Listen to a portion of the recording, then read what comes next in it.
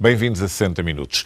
Lance Armstrong é um dos atletas mais espantosos do mundo, é um sobrevivente do cancro e um herói do ciclismo mundial. É tido como o maior ciclista de sempre. Agora, um dos seus colegas de equipa vem a público dizer que muita da espantosa forma física do ciclista se deve ao consumo de drogas. Well, I just told my family for the first time 4 days ago about all this. It was brutal. It was the first time really I confided in them and told them the whole story. You know, starting from the first time I doped till up through the end. Tyler Hamilton sempre negou ter recorrido à dopagem. Foi medalhado com o ouro olímpico e guardou os segredos da modalidade ao longo de 14 anos. Recusou cooperar com a investigação federal a Lance Armstrong, mas em junho foi notificado e forçado a depor perante o grande júri. If I could have pressed a button, if I could have deleted my memory, you know, from when I was born up till the present moment, I probably would have pressed that button. Why? Because it was awful. What I went through was awful. There was a time I just wanted it all to disappear. Hamilton aceitou relutantemente falar connosco porque o que tinha para dizer mancharia o seu percurso como ciclista campeão e implicaria Armstrong, para com quem ainda sente gratidão pelos anos na mesma equipa. Tyler Hamilton ajudou a levar Armstrong à vitória em 3 voltas à França em 1999, 2000 e 2001. Take my hat off to the work done by Tyler Hamilton today because he has consistently been at the front looking after Armstrong. Nas corridas, o líder da equipa é protegido pelos colegas. Estes abrem caminho e afastam os adversários entre a massa compacta do pelotão.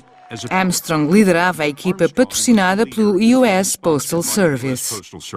Os principais colegas de equipa que o levaram repetidamente à vitória foram Tyler Hamilton e George Hincapie. Eram companheiros constantes e escondiam os segredos uns dos outros. For the record, tell me what you saw in terms of what Lance Armstrong took in performance-enhancing drugs. He took what we all took. Really no difference between Lance Armstrong and, I'd say, the majority of the peloton, you know. There was EPO, there was testosterone, and I did see a blood transfusion. Todas essas substâncias e métodos são proibidos nas corridas e nos treinos, portanto, por que há de um ciclista arriscar?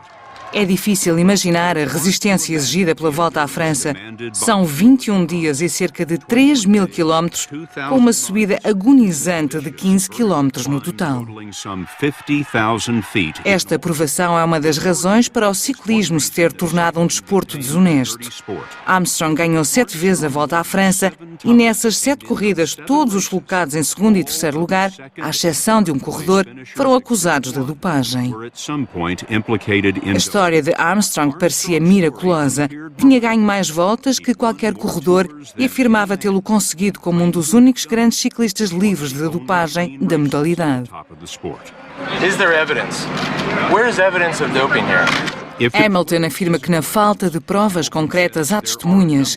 Revelou-nos que Armstrong usou substâncias dopantes a quando da primeira vitória na volta à França.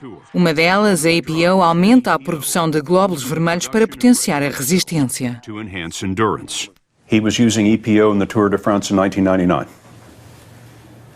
Correct. He was using EPO in the Tour de France in the year 2000. He used it before to prepare for the Tour. And what about the Tour in 2001? He used it to prepare for the Tour. I can't say that he used it during the Tour. What did you actually witness? I saw it in his refrigerator, you know. I saw him inject it more than one time. You saw Lance Armstrong inject EPO? Yeah, like we all did. Like I did many, many times. You saw it more than once? I think I saw it a couple times. A investigação federal, com as notificações e o depoimento perante o grande júri, quebrou o código de silêncio do ciclismo.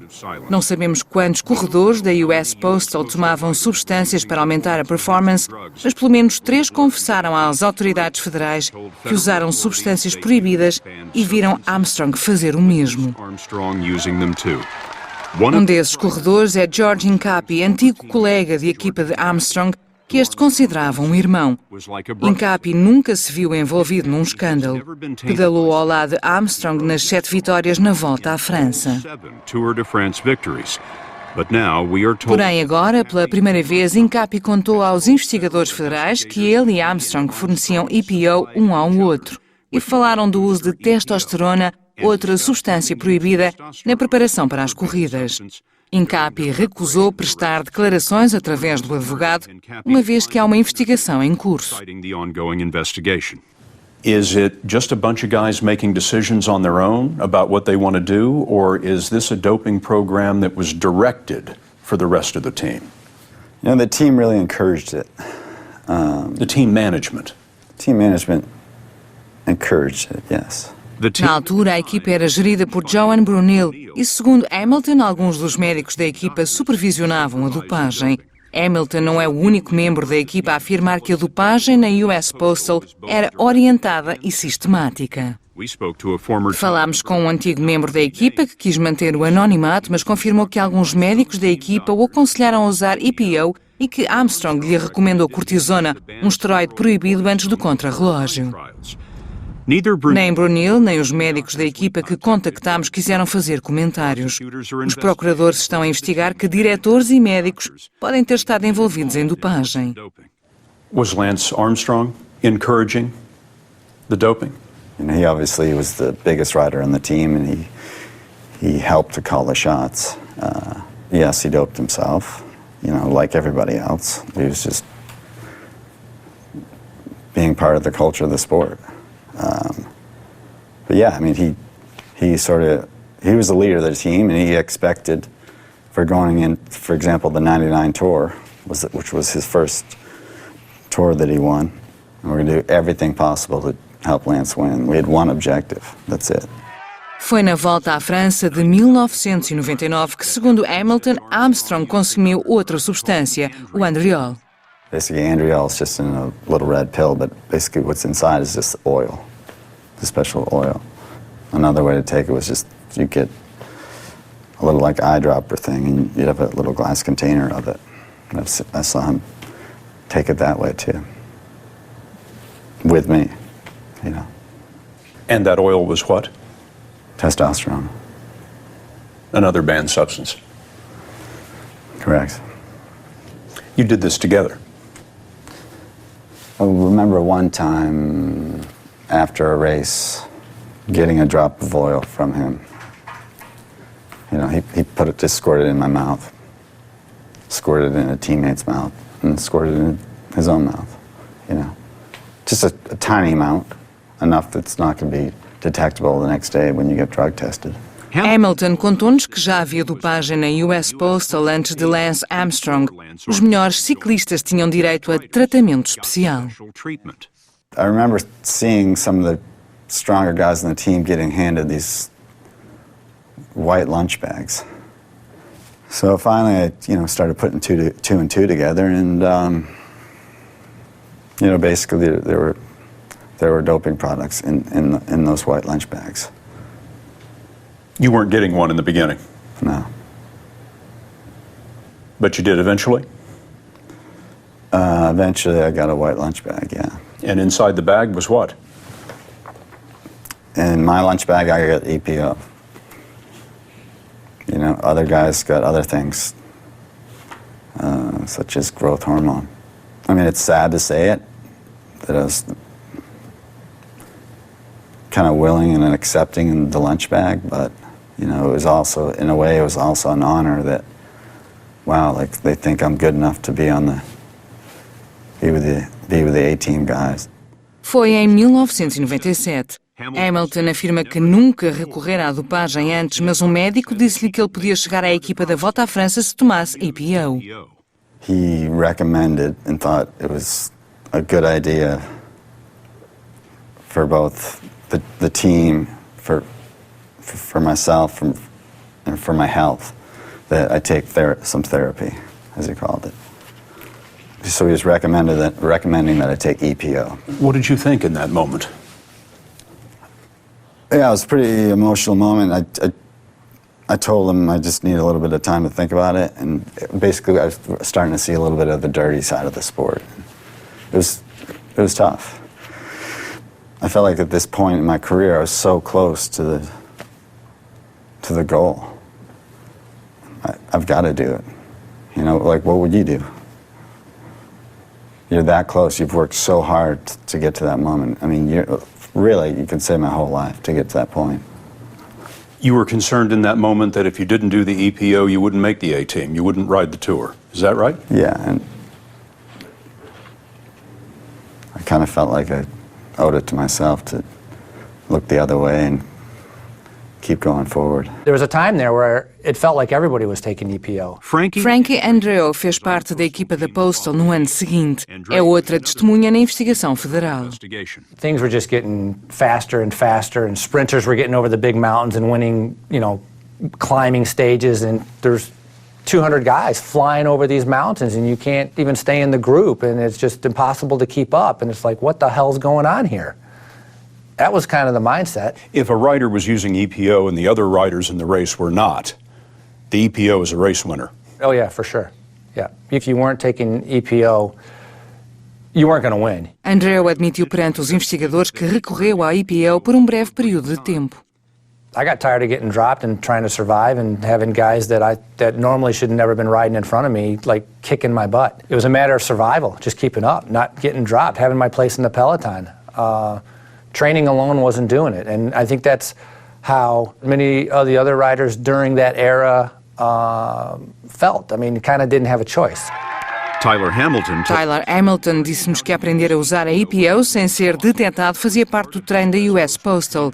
Alguns dos médicos da equipa faziam análises ao sangue para garantir que os ciclistas tomavam EPO suficiente para ter mais glóbulos vermelhos, mas sem levantar suspeitas.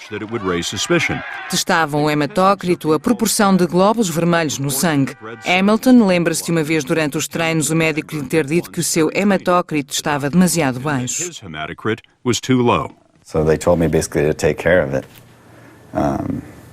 Which meant? Taking some EPO, either resting a lot, which if you rest a lot, your hematocrit will go up, but that was a critical part of the year for training. Putting in a lot of miles, so I really didn't have that option. Ele diz que precisou de EPO e sabia a quem ligar. And he knew who to call. I reached out to Lance Armstrong, and he helped me out.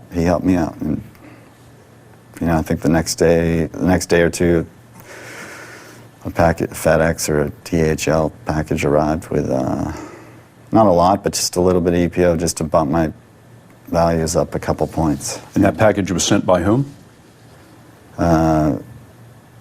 I don't remember whose name was on the package, but Lance confirmed that he'd send me some, and it did arrive. It was arranged by Lance Armstrong. Correct. But I reached out to him. I asked for this. Sure, it was an illegal doping product, but he helped out a friend. So I want to make it clear that, if the roles were reversed and I had the connection, I would have done the same thing for Lance. What was that conversation like when you made this request? Back in the day, we had code words for certain things, and most riders had a second phone that was kind of secret. They didn't really share with anybody.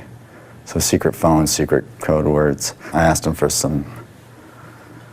it was either Poe or Edgar Allan Poe, which was that was a code name for EPO. Hamilton afirma que esses telemóveis não estavam registados em nome dos ciclistas e estes usavam-nos caso as autoridades os tivessem sob escuta. Did other members of the team have secret phones? Yeah. Did Lance Armstrong have a secret phone? Yes. Através de um representante, Armstrong negou ter enviado a APO. Hamilton says that some of the top riders on the team used another method to boost red blood cells, a banned technique called blood doping. In blood doping, a rider gives his own blood, stores it, and then at a critical point in the tour, transfuses the blood back into his body. The fresh blood boosts the red blood cells in a worn-out rider. Hamilton says he first encountered blood doping in the year 2000 as he and Armstrong were preparing for the Tour de France. He says that he was instructed by Armstrong to join him on a private jet for a flight from France to Valencia, Spain. When you arrived in Spain, what happened? A staff member met us at the airport. We were quickly driven to a hotel, went up to 2 different rooms. A teammate and I in one room and Lance in another. They instructed us to lie down on the bed, and they extracted blood. I think it was 450 cc's of blood. É cerca de meio litro de sangue. 10 dias depois do início da Volta à França, de 2000, a meio da corrida, segundo Hamilton, a equipa parou num hotel onde recebeu uma transfusão do seu próprio sangue. Did you see Armstrong getting the blood transfusion? Yeah. You didn't see them take his blood weeks before, but you saw the transfusion going back into his blood during the Tour de France race in 2000. Yeah, but I was transfusing blood, my teammate was. And I guarantee you, every other team had probably 2 or 3 riders that were doing the same thing. I'd bet my life on it. Hamilton says the story... Hamilton garante que a história que conta nesta entrevista é a mesma que contou sob juramento ao grande júri. Em troca do depoimento, o governo concedeu-lhe imunidade limitada, mas como parte do acordo, se Hamilton mentir, perde a imunidade e pode ser acusado. You know, Lance Armstrong has dismissed everyone who has spoken out against him as having an axe to grind. He says they have no credibility. And he might say that you have no credibility, because now in this interview you're admitting that you doped, and that the only reason you're speaking out now is because the government gave you a deal. What do you say to that? I'm telling the truth. And yeah, I'm sure he'll come out with accusations. And, you know, I do, you know, to Lance, I feel bad that I had to go here and do this. But I think at the end of the day, like I said, long term, the sport's going to be better off for it. If what you're saying about Armstrong is true, that he is essentially, in your estimation, a cheat and a liar, how is it possible that he's gotten away with that all this time? Well, there's a lot of other cheats and liars out there, too, who've gotten away with it. It's not just Lance, you know? I mean, with a little luck, I'd still be out there today being a cheat and a liar.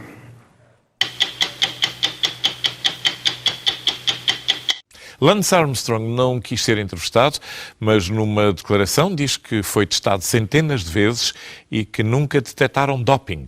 Mas há questões especificamente quanto a uma prova na Suíça. E o seu antigo colega de equipa diz que há razões para ter dúvidas aí. As you know, Lance Armstrong has repeatedly said that he has never doped and that he's never failed a doping test. Do you have any reason to doubt his claim that he's never failed a test? Yeah. I know he's had a positive test before. Positive for what? For EPO. When and where?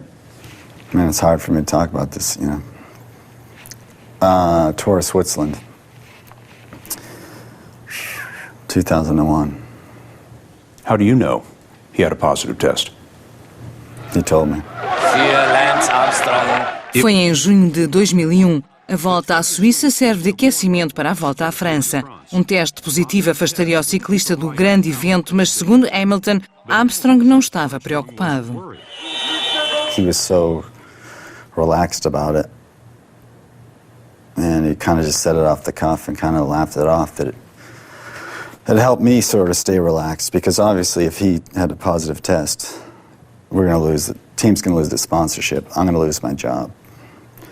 Not only am I going to lose my job, but, 50 to 60 other people are going to lose their jobs.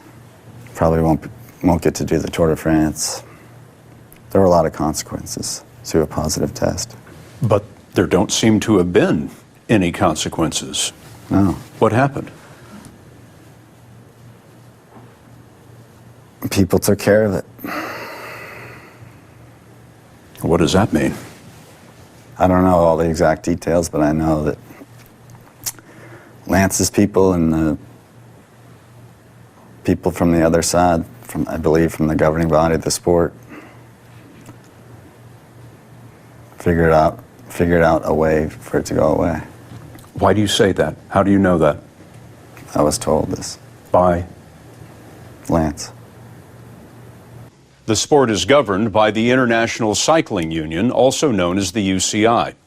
The incident is under investigation by federal prosecutors and by the United States Anti-Doping Agency. We have obtained a letter that was sent from the U.S. Anti-Doping Agency requesting information from the Swiss lab that did the test. That letter reveals that the lab found the initial test of a urine sample suspicious and consistent with EPO use. We have also learned that the lab director met with Johan Bruneel, Postal's manager, and Lance Armstrong. Such a meeting would be highly unusual, according to David Howman, the Director General of the World Anti-Doping Agency. What would be wrong with either the athlete or the athlete's coach being in this meeting with the lab director? You can't have a situation where you have athletes going and having one-on-one conversations with lab just for the mere perception that that would be wrong. We can't have a situation where athletes get preferential treatment, preferential information, or even meetings of that nature. We are told that the Swiss lab director has given a sworn statement to the FBI. An official familiar with the investigation says that the lab director told the FBI that a representative of the International Cycling Union wanted the matter of the suspicious test to go no further. The lab director also said that the meeting with Bruneel and Armstrong was arranged by the cycling union itself.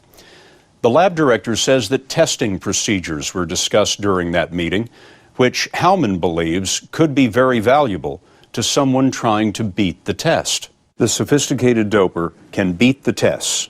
Yes. If he knows what he's doing. Yes. I used the example of Marion Jones to exemplify that. She ran for many years, won many events, I think gave more than 160 samples for analysis. Not once did she test positive.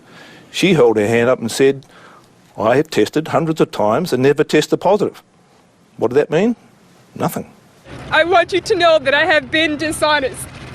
And after a criminal investigation, she finally admitted that she had been using performance-enhancing drugs. And went to jail and served her time. Whether or not Quer Lance Armstrong tenha recebido tratamento preferencial ou não, há outro aspecto que preocupa David Howman, da Agência Mundial Antidopagem. Quando a União Internacional de Ciclismo combinou esse encontro invulgar, Armstrong doou $25.000 à União, que faz o controle antidopagem. 3 anos mais tarde, anunciou outro donativo de $100.000. Armstrong defende que estava a apoiar os esforços antidopagem. It doesn't look good when you are effectively giving money to the people who have your fate in their hands in the testing program. Have other cyclists done the same thing? Not to my knowledge. I have not heard of any other athlete in any other country, in any other sport, having done that. It's unique. It's inappropriate. Totally inappropriate, I would have thought. A União de Ciclismo diz que os donativos de Armstrong não foram inapropriados. Pedimos à organização os resultados dos testes da Volta à França de 2001. Responderam-nos que não podiam entregá-los por questões de confidencialidade. No entanto, numa carta que nos foi dada pelo advogado Armstrong, a UCI escreveu que nenhuma das amostras com resultado positivo pertence ao Sr. Lance Armstrong. Descobrimos que outro foco de investigação das autoridades federais é a relação entre Lance Armstrong e este homem, Michel Ferrari, médico italiano e treinador famoso de ciclistas de topo.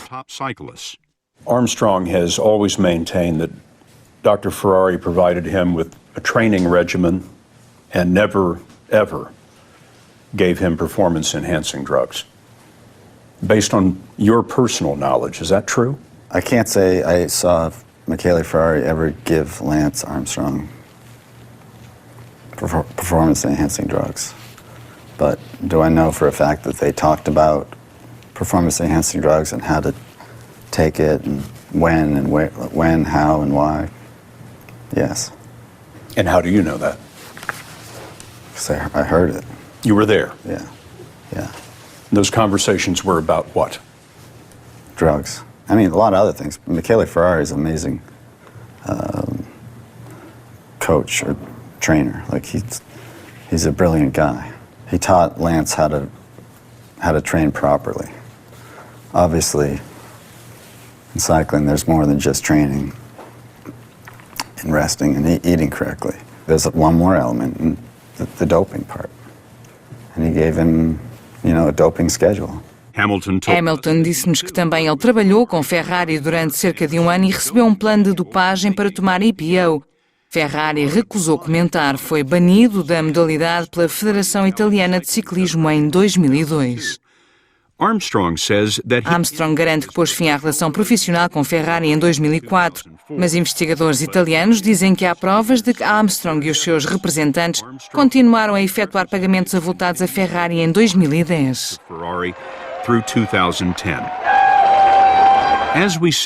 Tal como adiantámos, Lance Armstrong recusou ser entrevistado, portanto reunimos várias das suas declarações sobre dopagem no passado. Ei-lo em 2001. I have the facts on my side. And that's what they don't know. What they've done is they've written, as I said, they've written the conclusion, and then they've tried to fill in the rest with a house of cards and with speculation and with innuendo. Explain to me how we've passed so many tests if we're so dirty. And they don't want to answer that question. And that's not fair. E aqui numa conferência de imprensa em 2004. We got nothing to hide. We know that.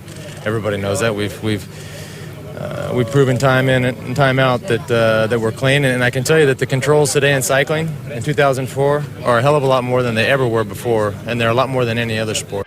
Para terminar, Armstrong fez esta declaração no ano passado quando outro antigo colega da equipa, Floyd Landis, o acusou de dopagem.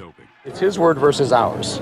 We like our word. We like where we stand. We like our credibility. Tyler Hamilton deixou Armstrong e a US Postal no fim de 2001 para liderar uma equipa adversária. Em 2004 ganhou uma medalha de ouro pelos Estados Unidos nos Jogos Olímpicos de Atenas. This is American history. It was just an amazing feeling. I was ecstatic, and I slept with the gold medal on the coffee table right next to the bed. I remember waking up that first night and waking up thinking like, was that just a dream? And looking over and there it was, and like, wow, this was real. Porém, o sonho não durou. Pouco depois dos Jogos Olímpicos foram levantadas suspeitas de dopagem. Were you doping at the Olympics? For the Olympics, no. But it's possible, through residual effects from previous races that there was some performance enhancement. Semanas mais tarde, numa corrida, Hamilton acusou dopagem sanguínea e, quando foi interrogado sob juramento, negou ter recorrido à dopagem e disse que não havia programa de dopagem na US Postal. If I told the truth, yeah, I doped before doing EPO and testosterone and occasional transfusion of my own blood, then I would have had to open the doors and tell the whole truth, not just a little bit of the truth, but the whole truth. And I would have taken down a lot of people in the sport, a lot of old friends, teammates, coworkers, staff members. And I kept my mouth shut. It was for the sake of the sport. I didn't want to hurt it any worse than it's been hurt. Hamilton foi suspenso durante 2 anos e reformou-se em 2009, depois de acusar um esteroide proibido que, segundo ele, era um componente de um suplemento de ervas para combater a depressão. Hoje em dia, até os pontos altos da carreira, incluindo a medalha de ouro, são más recordações. I don't even like to look at the gold medal anymore because it makes me sad. It makes me sad about all the things I've gone through in the sport of cycling. it's just packed away in a safe. I don't go around and show it to people with a whole lot of pride. The culture of the sport really ruined those feelings for me. Ciente da transmissão desta reportagem na quarta-feira passada, Tyler Hamilton decidiu entregar a medalha de ouro olímpica às autoridades antidopagem americanas. Quanto ao próximo capítulo da sua vida, Hamilton fez 40 anos, está a escrever um livro e a treinar jovens ciclistas no desporto que ainda adora. Durante muitos anos, o ciclismo obrigou a um código de silêncio. Enquanto os corredores superassem a ciência dos testes, não era do interesse de ninguém falar da vantagem ilícita de que muitos beneficiam. No pelotão, Lance Armstrong era protegido pelos seus companheiros leais George Hincapie e Tyler Hamilton. Agora que ambos depuseram perante investigadores federais, o grande júri decidirá se será deduzida a acusação e se as alegações de desonestidade alcançaram a lenda.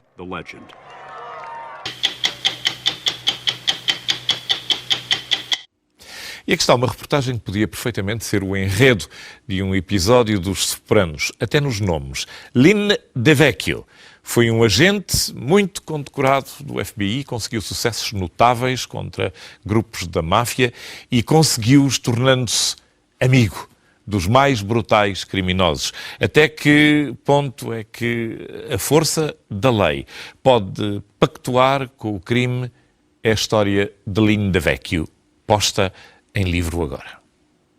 I didn't make any bargains with the devil. I wasn't dancing with the devil. I was dancing with a guy that was very close to the devil. He was a tough guy, but that was what they were paying me to do. I got close to members of organized crime so we could eliminate them. Do you feel like you walked up to the line? Yeah. Yeah, sure, I got close to it. I freely admit that. Nos anos 80, a máfia causava grandes problemas em Nova Iorque. Muitas vezes, tudo o que as autoridades conseguiam eram imagens do exterior de um ponto de encontro, o clube Wimpy Boys, em Bensonhurst, Brooklyn, uma zona controlada pela família Colombo. Um dos mafiosos mais conhecidos era Greg Scarpa, famoso pela sua brutalidade. He was a made guy, a button in the Colombo family. A tough guy, too. Very tough.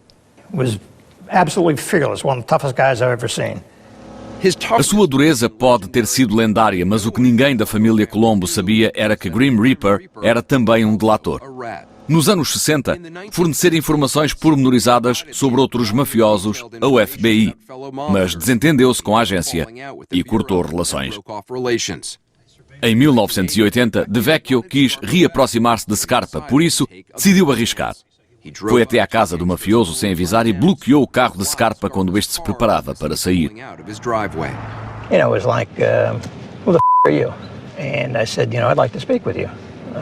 I do need some help. You know, I want to get schooled in the life, you know, educate me. About 2 weeks later, he called. And he said, come alone. And I did. Os agentes do FBI não devem encontrar-se com informadores sozinhos, mas DeVecchio recebeu a autorização especial. Scarpa era um informador de topo e foram tomadas precauções para manter o encontro em segredo. Quando as autoridades anunciaram um dos mais importantes processos de sempre contra a máfia, em 1985, muito poucos sabiam que as informações da Scarpa tinham contribuído para isso. Foi o chamado processo da comissão. O processo não só lançou o jovem procurador Rudy Giuliani, como condenou 3 líderes das 5 famílias do crime à prisão perpétua. DeVecchio foi promovido e passou a dirigir 2 brigadas contra o crime organizado em Nova Iorque. Greg Scarpa recebeu $66 mil pelas informações fornecidas ao longo de 12 anos. Quando foi preso por fraude com o cartão de crédito, DeVecchio ajudou a evitar a prisão. His career and his life and his milieu that he worked in was so different than mine that it was fascinating to me to learn about that. I like the guy. You know, I make no bones about that. I'm not ashamed of that. Doesn't mean I condone what he did. It was a friendship. It was a friendship. Absolutely. He was your friend. He was. Porém, Greg Scarpa não era um mafioso qualquer. Era um assassino impiedoso.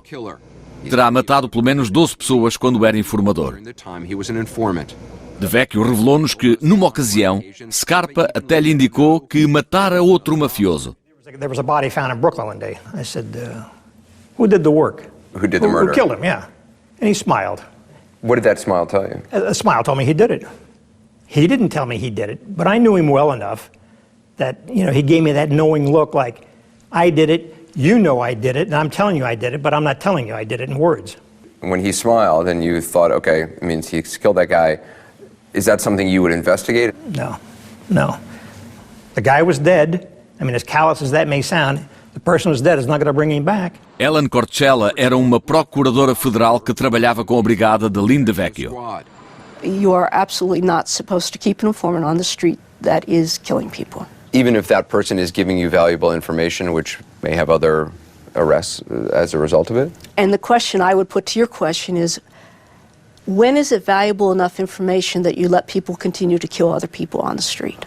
Em 1991 rebentou uma guerra entre duas fações rivais da família Colombo. Greg Scarpa terá morto mais pessoas que qualquer outro mafioso. The whole time you're meeting with him during the war as an informant, he's also going around killing people. Yes, he is. That's correct. And did you know that at the time? Sure. I knew that because I knew the guy he was. But if you know the guy you're talking to stop the war is actually the guy who's conducting the war. He wasn't the only one conducting the war. Everybody was shooting everybody.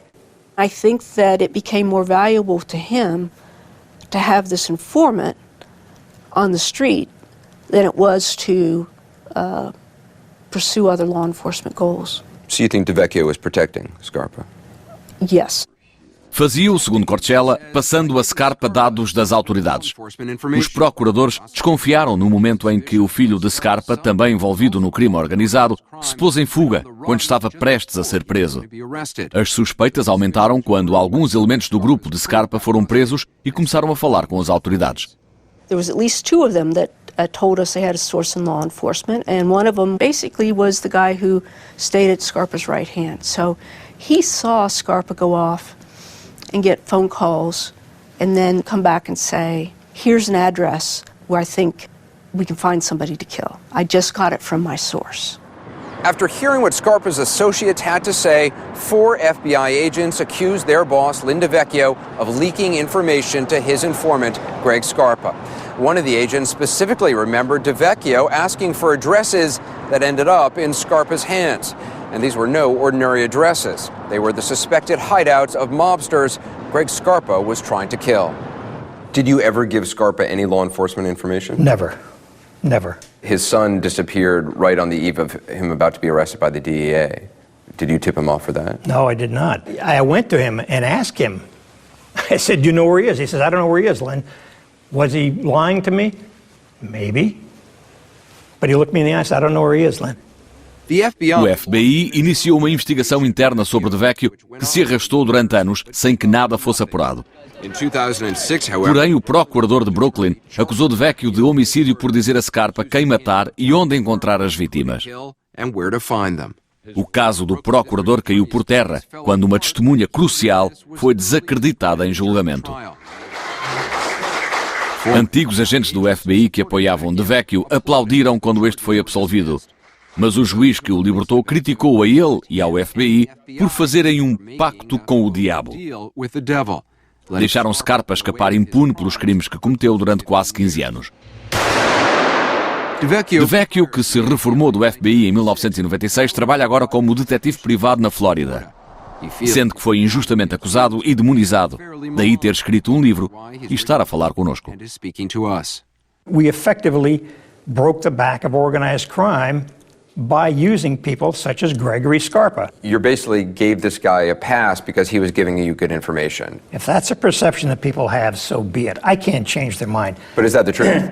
No, I don't think it's the truth at all. You kept him out on the streets. A guy who you knew at the time was murdering people. It's wonderful to sit in your ivory tower somewhere and say, oh, how can you do that? Well, why don't you go out in the street and try working that sometime? Try making a case. Try talking to a wise guy. Try getting that information.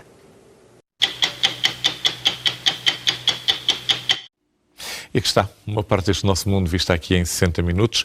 Foi a excelência de todo este jornalismo televisivo da CBS, mas que lhe chegou, como sempre, só aqui, nesta excelência de conteúdos que continua a ser a SIC Notícias. Muito obrigado por nos preferir.